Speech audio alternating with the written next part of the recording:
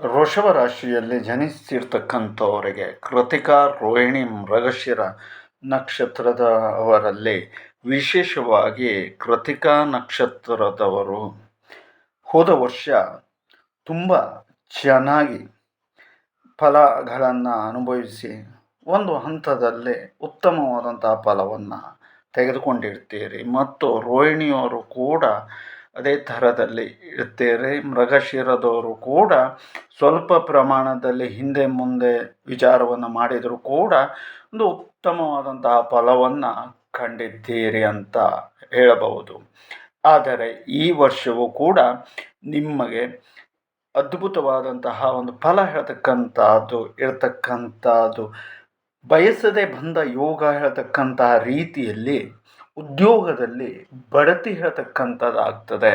ಮತ್ತು ಅಷ್ಟೇ ಅಲ್ಲದೆ ಹಣ ಇತ್ಯಾದಿಗಳಲ್ಲಿ ಬಡ್ತಿ ಆದವಾಗ ಪ್ರಮೋಷನ್ನಿನ ರೀತಿಯಲ್ಲಿ ಆರ್ಥಿಕವಾದಂತಹ ಮಟ್ಟವು ಕೂಡ ಜಾಸ್ತಿ ಆಗ್ತಕ್ಕಂಥದ್ದು ಮತ್ತು ಜೊತೆಯಲ್ಲಿ ನಿಮ್ಮಿಂತ ಮೇಲೆ ಅಧಿಕಾರಿ ವರ್ಗ ಅಥವಾ ನಿಮ್ಮಿಂತ ಮೇಲೆ ಇರತಕ್ಕಂತಹ ವ್ಯಕ್ತಿಗಳಿಂದಾಗಿ ಶುಭದಾಯಕವಾದಂತಹ ಫಲ ಹೇಳ್ತಕ್ಕಂಥದ್ದು ಮತ್ತು ಅಷ್ಟೇ ಅಲ್ಲದೆ ಒಳ್ಳೆ ಕೆಲಸ ಮಾಡ್ತಾ ಇದ್ದೀಯಪ್ಪ, ತುಂಬ ಚೆನ್ನಾಗಿದೆಯಪ್ಪ ಅಂತ ಹೇಳುವಂಥ ಒಂದು ಪ್ರಶಂಸನೆಗೆ ಗುರಿಯಾಗ್ತಕ್ಕಂಥದ್ದು. ಆದರೆ ಸ್ವಲ್ಪ ಸಮಯದ ನಂತರದಲ್ಲಿ ಇಲ್ಲಿ ಒಂದು ಸ್ವಲ್ಪ ಏರುಪೇರತೆ ಹೇಳ್ತಕ್ಕಂಥದ್ದು ಉಂಟಾಗ್ತದೆ. ಮೇ 15ರ ನಂತರದಲ್ಲಿ ರಾಹು ಹೇಳ್ತಕ್ಕಂತಹ ಗ್ರಹ ಏನು ನಿಮಗೆ ಕರ್ಮಸ್ಥಾನದಲ್ಲಿ ಬರ್ತದೆ. ಆನಂತರದಲ್ಲಿ ಶನಿಯು ಪಂಚಮದಿಂದ ನಿಮ್ಮನ್ನು ನೋಡ್ತಾ ಇರತಕ್ಕಂಥದ್ದಾಗಿರಬಹುದು. ಆನಂತರದಲ್ಲಿ ಲಾಭದಾಯಕವಾಗೇ ಇದ್ದರೂ ಕೂಡ ಸಣ್ಣ ಪುಟ್ಟದಾದಂತಹ ಕಿರಿಕಿರಿ ಹೇಳ್ತಕ್ಕಂಥದ್ದು ಆಗುವ ಸಾಧ್ಯತೆಗಳು ಇರತಕ್ಕಂಥದ್ದನ್ನು ನಾವು ಕಾಣಬಹುದು. ಮತ್ತು ರಾಹು ಹೇಳ್ತಕ್ಕಂತಹ ಗ್ರಹ ಏನು ಕರ್ಮದ ಸ್ಥಾನದಲ್ಲಿ ಬರುವುದರಿಂದಾಗಿ ಅದರಲ್ಲಿ ರೋಹಿಣಿ ನಕ್ಷತ್ರದವರಿಗೆ ಮತ್ತು ಕೃತಿಕಾ ನಕ್ಷತ್ರದವರಿಗೆ ಹೆಚ್ಚಿದಾದಂತಹ ಸ್ವಲ್ಪ ಸಮಸ್ಯೆಗಳನ್ನು ರಾಹು ಉಂಟು ಮಾಡುವ ಎಲ್ಲ ಸಾಧ್ಯತೆಗಳು ಕರ್ಮ ಭಾಗದಲ್ಲಿ ಇರುವುದರಿಂದಾಗಿ ಇರ್ತಕ್ಕಂಥದ್ದು. ಮತ್ತು ಮಕ್ಕಳ ವಿದ್ಯಾಭ್ಯಾಸಕ್ಕೆ ಸಂಬಂಧಪಟ್ಟಂತಹ ರೀತಿಯಲ್ಲಿ ಆಲಸ್ಯ ಹೇಳ್ತಕ್ಕಂಥದ್ದು ಜಾಸ್ತಿಯಾಗಿ ಇರ್ತದೆ.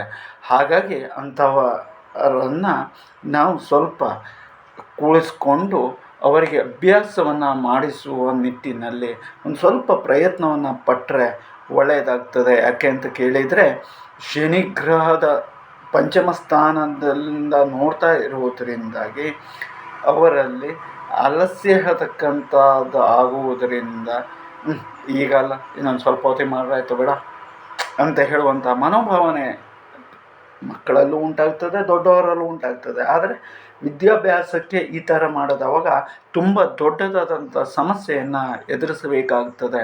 ಹಾಗಾಗಿ ತಿಳಿದವರು ಒಂದು ಮಾತನ್ನು ಹೇಳ್ತಾರೆ, ನಾಳೆ ಮಾಡತಕ್ಕಂತಹ ಕೆಲಸವನ್ನು ಈಗಲೇ ಅಂತ ಹೇಳಿದರೆ ಕೊನೆಗೆ ಮಾಡೋದನ್ನು ಈಗಲೇ ನಾವು ಪ್ರಯತ್ನವನ್ನು ಪಟ್ಟರೆ ಫಲ ಹೆಚ್ಚಿಗೆ ಸಿಗ್ತದೆ ಅಂತ ಹೇಳೋದಾಗಿ ಆ ರೀತಿಯಲ್ಲಿ ನೀವು ಮಾಡಿಕೊಂಡಾಗ ಒಳ್ಳೆಯದಾಗ್ತದೆ. ಮತ್ತು ಜೊತೆಯಲ್ಲಿ ಬ್ಯಾಂಕು, ಷೇರು ಇತ್ಯಾದಿ ಯಾವ್ಯಾವ ಕ್ಷೇತ್ರದಲ್ಲಿ ಹೂಡಿಕೆ ಇತ್ಯಾದಿಗಳನ್ನು ಮಾಡ್ತೀರೋ ಅಂಥವರಿಗೆ ಶುಭದಾಯಕವಾಗಿ ಇರತಕ್ಕಂತಹ ಸಮಯವೂ ಕೂಡ ಆಗಿರುತ್ತದೆ. ಮತ್ತು ಅಷ್ಟೇ ಅಲ್ಲದೆ ಕಬ್ಬಿಣ, ಸಿಮೆಂಟು, ಉಕ್ಕು ಇತ್ಯಾದಿ ವ್ಯಾಪಾರವನ್ನು ಮಾಡ್ತಕ್ಕಂಥವರಿಗೂ ಕೂಡ ಕೈ ಹಿಡಿಯುವ ಸಾಧ್ಯತೆಗಳು ಇರತಕ್ಕಂಥದ್ದನ್ನು ನಾವು ಕಾಣಬಹುದು. ಒಂದು ಶುಭದಾಯಕವಾದಂತಹ ವಿಚಾರ ಅಂತ ಹೇಳಿದರೆ ನೋಡಿ, ನಾವು ಹಿಂದಿನಿಂದಲೂ ಹೇಳ್ತಾ ಇರ್ತಿದ್ವಿ, ತಂದೆ ತಾಯಿಗಳನ್ನು ಚೆನ್ನಾಗಿ ನೋಡ್ಕೊಳ್ಳಿ ಅಂತ.